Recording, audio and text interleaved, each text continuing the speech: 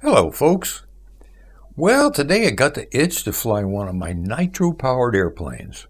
Last time I flew it with the Vitaba radio in it, but I decided to put the Spectrum in it for today's flight. I only ever flew this one once about 8 years ago when it was given to me by Glenn Zylstra.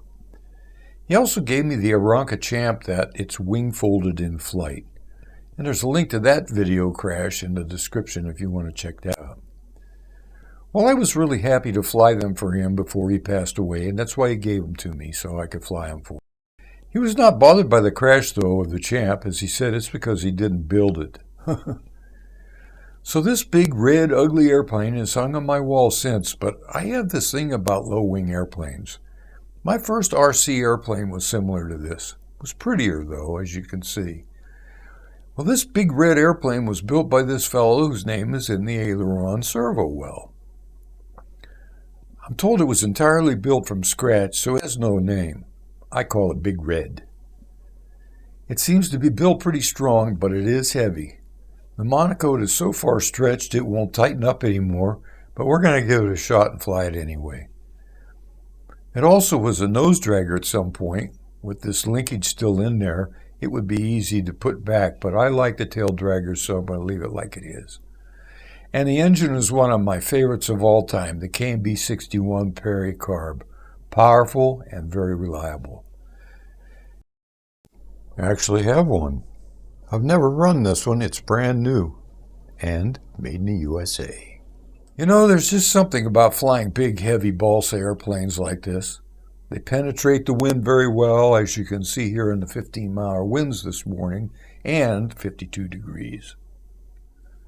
I have many foam planes, and they're all pretty, but they're not real happy with windy days like this. They always get bounced around, so I don't usually fly them, whereas I can fly Big Red anytime, power all the time, all the way up till landing. You know, not many folks build planes out of balsa anymore. It's disappointing. When I got into it, that is what we did during the winter. Build a balsa kit with glue and silk span. Today, you just order some foam trash online and go fly, crash, no big deal. I think we balsa pilots are always more careful with flying skills because we know how hard it is to repair balsa after a crash. Besides that, I also love flying nitro. You know, it's constant power, fly all day on a gallon of fuel, no dangerous batteries that have to be charged and carried with you.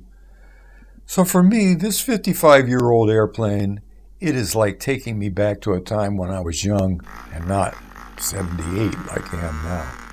Besides that, it's a great morning to smell the nitro. So I hope you enjoy the flight, which will probably be the last time of the season for nitro flying for me, unless I fly a nitro helicopter or something during the winter.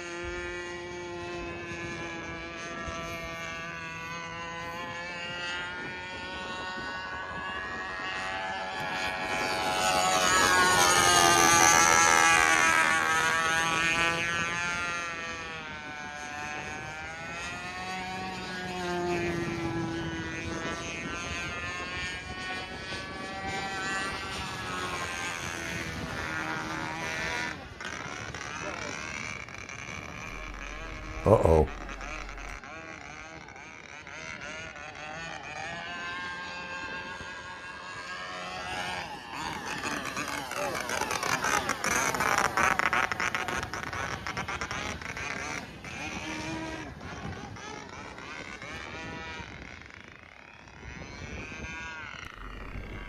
I don't know, did I pick up a bug or something in the air? I better get it down, since it didn't seem to get itself cleaned out in flight.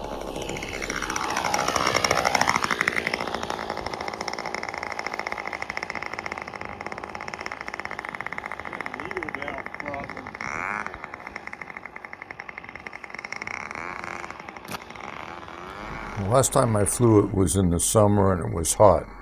Now it's cold and winter at a different time, so I'm going to make a slight needle valve adjustment and we're going to try this again. I also put a brand new Rossi plug in it. Yeah, sometimes you just got to pump it like a 55 Buick.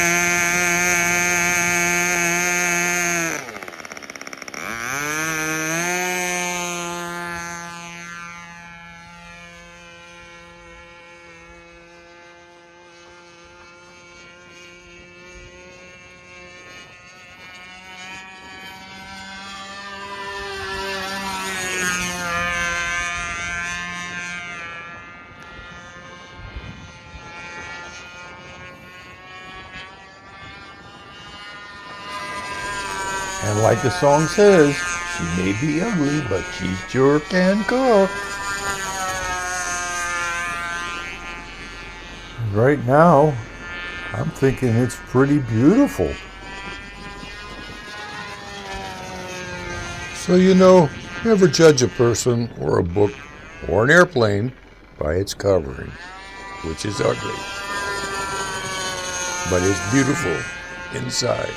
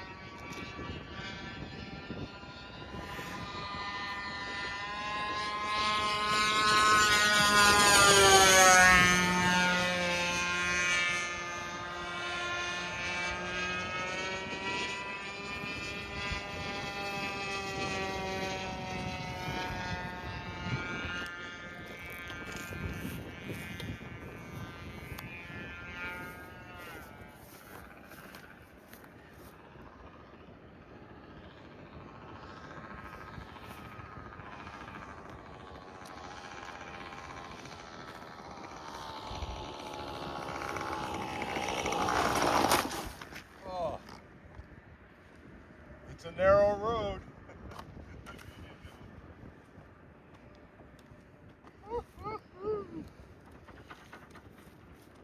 I would have liked to have had a better landing than that.